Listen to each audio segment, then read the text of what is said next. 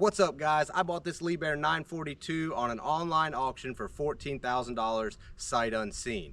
I actually bought this machine a couple years ago, so you're basically going to get a 2-for-1 in this video today. We're going to get to go back in time and see when I saw this machine for the very first time, and then I'm also going to give you a 2-year update and the condition of this machine now that we're actually using it every single day. You might be wondering why we're buying older machines like these instead of brand new ones, and there's really 2 reasons for that. The first one is just the cost of new machines. To purchase a brand new machine similar in size to this one, you're looking somewhere between $450,000 and $600,000. And secondly is just the ability to work on them. These older machines are pretty much all mechanical, and we can pretty much fix everything in-house. If we purchase a new machine that has computers and software systems, we're basically gonna have to have a third party or the dealer come in anytime we have to do major work to them, and we just are trying to avoid that. I'm not saying that's the right way to do things, but it works for us and we try to keep it that way. But anyways, let's go back in time and check this machine out for the very first time, and then we'll fast forward and I'll give you a quick tour of how everything is looking now and what we had to do to it to get it back to this condition. All right, so we just got here to the Liebherr 942 down in Atlanta. Thankfully, they already had the cab removed for us, so that's all we're getting today. Should be able to just throw that on a pallet, throw it in the bed of the truck, and head back to North Carolina. This is the first time I've seen the machine also. Pretty much what I expected. It's an extra wide machine. So I think this thing's 14 feet wide, so it definitely takes all the permits and everything to get it going down the road. I could tell from the pictures that there's normally a belly pan that goes under this section where the pumps are, and it's gone, but I will have to find one of those, because if not, you know, the guys will ram something up in there and really tear something up. But visually everything looks okay that I've seen so far. Another thing that's always a major concern when buying these things sight unseen is this big swing ring. If that thing's bad, it's basically going to cost you more than the machine's worth to replace it. So I'm not seeing anything visually on this one as far as no cracks or nothing crazy, no bolts missing, so that's a good sign. And as long as it doesn't rock when you operate the machine, it's probably all in good shape. It does look like it has a good fresh grease, which is a good sign that somebody was taking care of it when they were running it. And honestly, all of the pins look pretty well greased, so that's definitely good. Looks like at least whoever their operators were did basic maintenance. So let's jump up there and see if it'll fire up. So this thing's quite a bit bigger than all of the Liebherrs we have. It's one size bigger than our 934 and our 932, but this one has the 6-cylinder engine, whereas all of ours have the 4-cylinder. The engine oil's in operating range, which is good. It's a little low for what we would run every day, but it's good enough to get it loaded and back. Coolant level's good, looks nice and green. But it definitely looks like all the, you can see under the engine there, the belly pan is missing back here too, so we'll have to get that replaced. But overall, I'm not seeing anything majorly concerning. It does look like it had probably a gen set to run a magnet, but whoever brought it here to sell probably took that off. But at least we know that that's where it mounted, and that hole there is where the belt ran through, so we could put one back on ourselves. I think we have some spare magnets, but I'm not seeing where the belt ran onto the pulleys of the engine, so maybe not, but it's still likely that we could add one to run a magnet if we wanted to. But I guess I'm gonna jump up here on the cab, which you can see is now wide open, and I'm gonna see if it'll fire up, at least test the functions, and then I'm just gonna get this stuff loaded up and take off.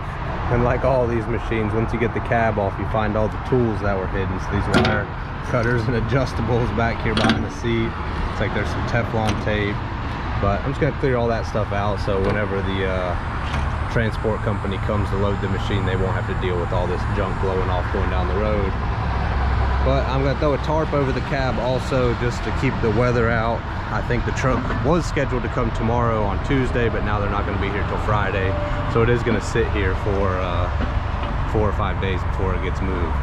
So you can see how high these things sit up in the air. It's not so bad when the cab's on them, but when the cab's off, it's a little spooky when this thing gets to rocking.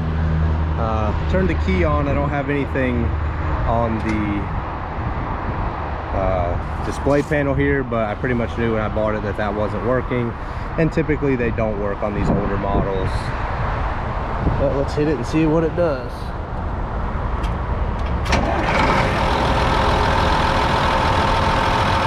Oh, that's very good. Runs smooth, no smoke, fired right up. It's probably been sitting here for 2 to 3 weeks without running, so I know it wasn't just ran or anything like that. Let's put the safety lever down here and see if we got any function. Oh yeah, boom up. Idle it up a bit. Boom up's good.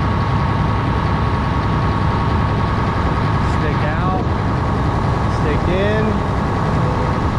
Swing left, swing right.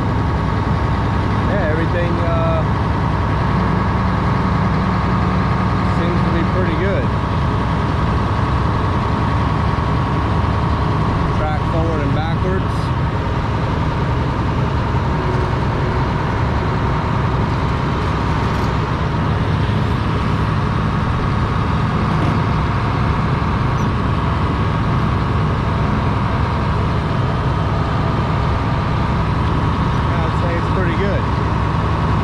You can see down there that sight glass, the hydraulic oil level is a little low. I think it'll be fine for them to load the machine on the trailer and get it back, but definitely to operate it we'll have to get that filled up, so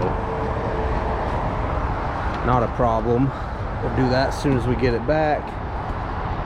But as far as I can tell so far, I'm pleased with the purchase. It's always a little scary buying stuff sight unseen, especially on an online auction, and especially when you think you're getting a good deal, because it seems like whenever you're getting a really good deal, there's a reason why. And you know, maybe there'll be some things we find once we get it back to the yard that would maybe indicate why that's the case. The gear oil looks great in the swing box.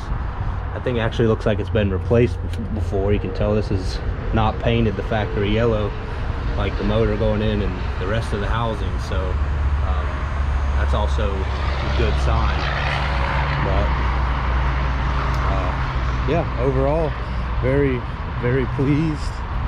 I think that's as far as I'm gonna go today, getting this thing checked out.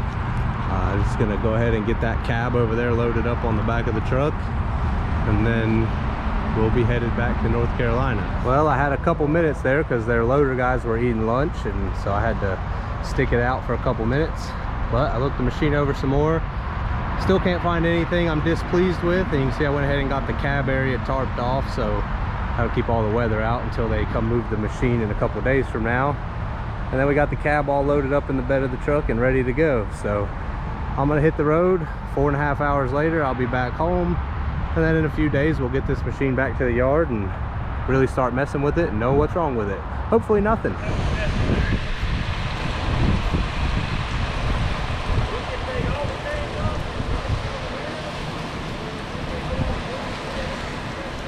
Like I said, we've owned this machine for a couple years now, and you guys just got to go with me for the initial inspection. Needless to say, I was definitely happy with how it turned out then, and I'm definitely happy with how it's performing now that we've had it for a couple years.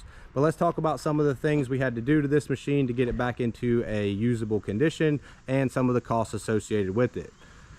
So the first cost outside of the purchase of the machine was to get it transported back to our yard in North Carolina, and that cost right at $3,000. I did haul the cab myself, so I didn't have to pay to transport that, but the machine was $3,000.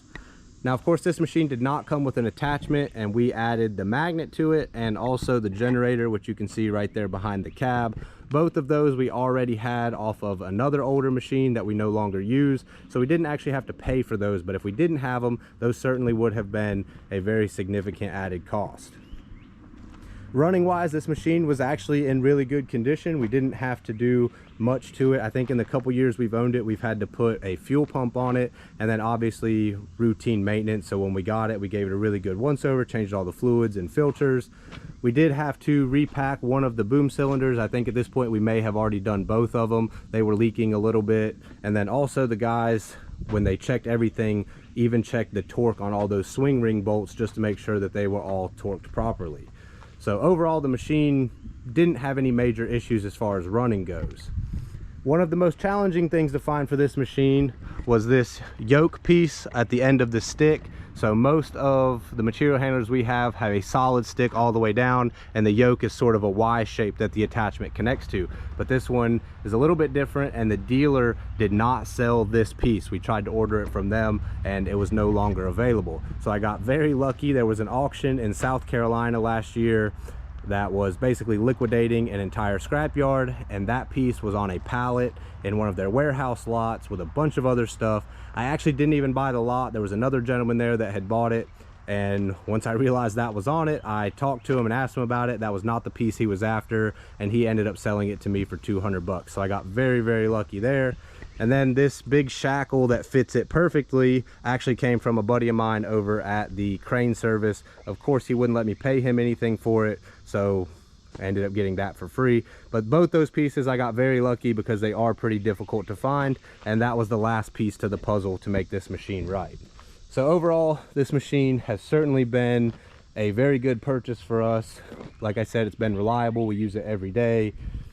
But it certainly could have gone the other way. Anytime you're buying sight unseen without at least previewing or knowing that the machine runs, you're setting yourself up for a pretty big gamble.